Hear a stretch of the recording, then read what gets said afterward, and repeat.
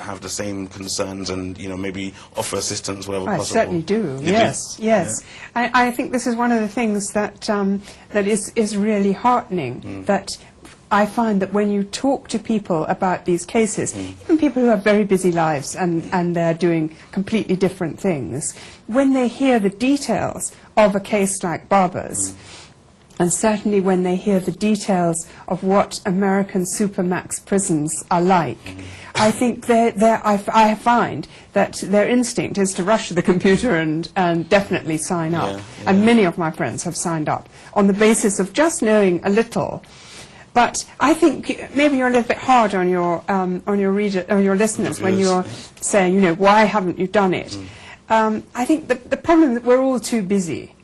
And everybody has too many pressures in their own individual lives.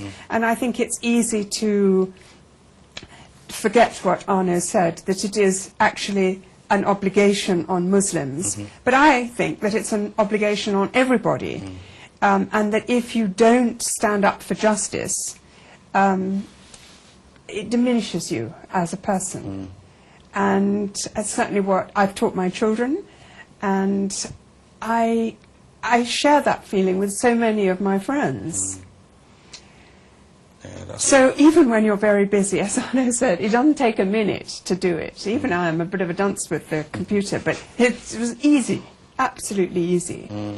So I do hope that some of your watchers will be motivated to do it.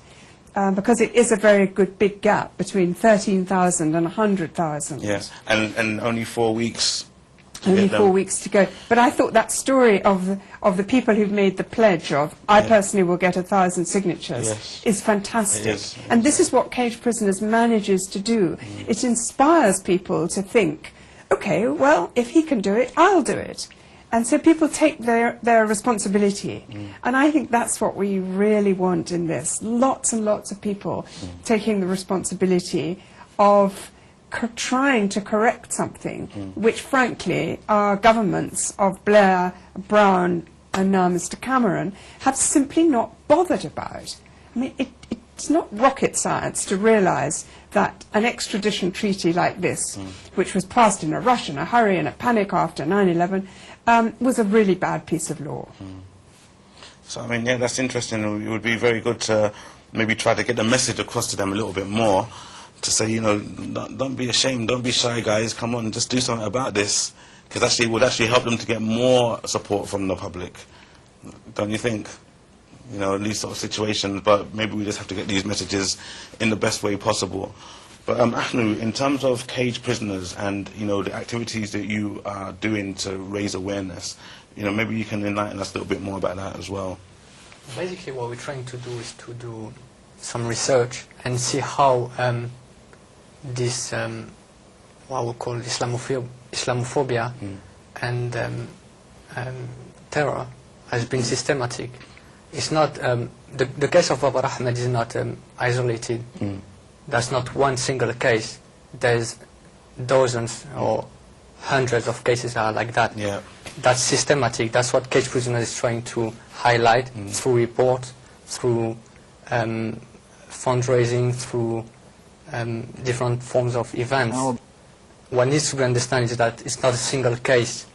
I'm sure that you've heard that now the universities have been asked to spy on Muslim students with the new prevent strategy. Now Muslims, they need to think twice before they travel, because they can be arrested under Schedule 7, they can be detained, can be asked many questions, they have to answer, otherwise they can be jailed. You have to think twice if you go paintballing, because that can be used as an evidence against you.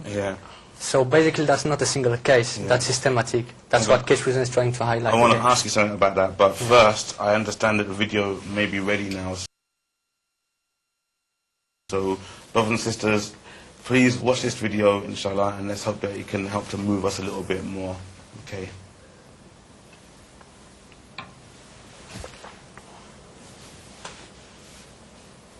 Our brother in Islam, Babar Ahmad, is in prison.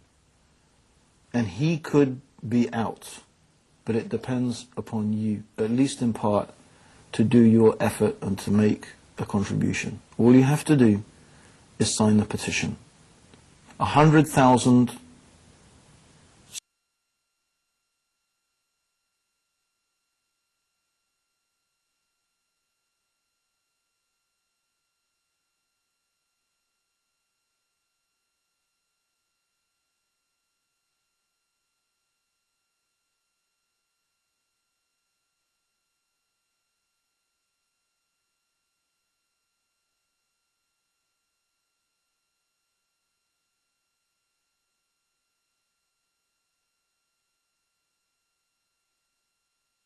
signatures is going to make and force the issue to be debated in Parliament.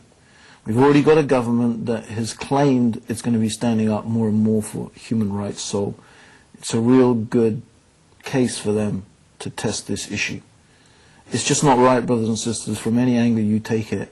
The British citizen has committed a so-called crime, and he's not tried for that so-called crime in this country, but he's going to be extradited to the United States of America, where he's got very, very little chance of having a fair trial. And, you know, he's our brother in Islam, and we could do something to help him. And he's been languishing in prison for years now. So, brothers and sisters, it's really shocking if you haven't already signed that petition. You know, you shouldn't be afraid. What have you got to be afraid of? I tell you what you've got to be afraid of. You've got to be afraid of Allah. You've got to be afraid of the day to help your Muslim brother. When he's in need, you should be afraid that Allah is going to leave you on that day of judgment, and that he's going to leave you in a situation and there's going to be no one to help you. So you want to be in that situation, brothers and sisters. So it's a very simple thing. You just need to sign that petition, inshallah, and you could take one big step in helping our brother in Islam to come out of that terrible situation that he's in, to get back to his family, to get back to his life. That's my advice. I've signed it already. I signed it ages ago. I don't know why you haven't. Assalamu alaikum. There you have it, brothers and sisters. Abdurrahim Green, as you know, he travels around the world and he's always involved our brother in, in Islam, helping Babar out in the Ahmad. community.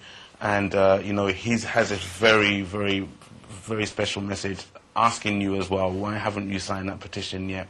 I know, Victoria, you was like, you know, Victoria's on your side a little bit, saying, no, whatever, giving excuses. It's all right to have excuses, it's no problem, but it's more about, you know, what you actually do to, you know, what you do about it. That's the question. Now, there's an important question I wanted to ask you, actually, Ahnu, because it was one of these sort of situations which I think that people maybe get a little bit inundated, or they feel overwhelmed.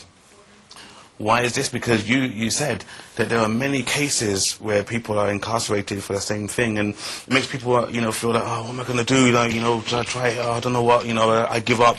You know, but, you know, obviously these are real people. These are our brothers and sisters. These are people who are, you know, are being deprived of their freedom. So we are talking about Babar Ahmad now because, you know, he's someone that maybe everyone can relate to, as with the others. But, you know, basically, how can you reassure the viewers as well in terms of, like, you know, yes, there are many cases, but this is one that we're working with now, you know, and just really, you know, what can you say to give that little push? Yeah, there's many cases, but we shouldn't be scared by that. As I said, like, you're not going to protect yourself by lowering your head. There's actions to take, and the petition is one that you can take, and that will help this brother, and that you will help yourself. Now, as I said, that's only one case, but that's a key case, because it's so extreme, and it's really, I mean, it's really surprising that the UK government is ready to send one of its own citizens to another country. And something that needs to be said as well is that the UK is the only country, as far as I know, that accepts to extradite his own citizen for him to be tried there and to be jailed there. If you take a country like France, for example, they don't extradite their own citizen. Same for Germany and Austria. No, I'm so sorry to cut you because unfortunately we're running out of time, and this is usually happens. Victoria, I mean, I hope you'll join us again. Well, thank you very much. Yeah, because, you know, obviously it's also an inspiration to see you here when you're with us, and, you know, the viewers, you know, we understand that, you know, what you're doing is a really great thing. And people always say to me as well, like, when is Victoria going to become a Muslim? Because we love her. You know, this is the really big question, you know. I know you must get it all the time, but, you know, this really appeals to us so much. But listen, brothers and sisters, thank you for joining us, and please make sure that you sign that petition. I'd like to thank my guests, Victoria Britton and Ahnu Mafil. We actually have this video, which you've seen it a few times. It's Nasheed. It's really, really, you know, special. So I want you to listen to it again while we have a little discussion. Thanks for joining us. Sign the petition. Don't forget. Jazakallah khair. Assalamu alaikum wa rahmatullahi wa barakatuh.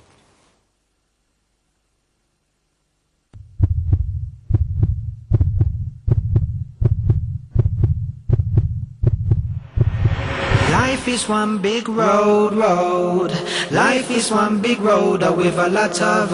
Life is one big road with a lot of signs and more signs.